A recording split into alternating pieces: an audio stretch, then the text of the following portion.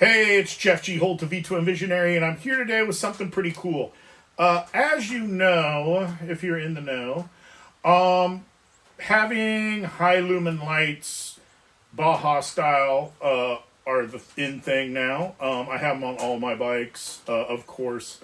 I think it's been a really good improvement for safety and overall being able to see and be seen. And it's a really cool thing, but yes, they are lights off of trucks. So they have some issues going on. They don't look as clean as kind of some stuff that was made for a bike.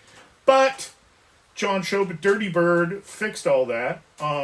This one is for the Cali Raised Baja Designs light setup. And this one is for the RickRak setup. What they do is they fill in those gaps on the outsides of your road glide fairing. They're really cool. They're made out of polymer, so they're tough as nails. They have really cool screens, as you can see. They're paintable. You can do whatever you want with them. They come silver from them. We are going to install these on a couple bikes, and I think they are going to turn out pretty cool. So stay tuned to v2nvisionary.com and our YouTube, and also check out dirtybirdconcepts.com as well.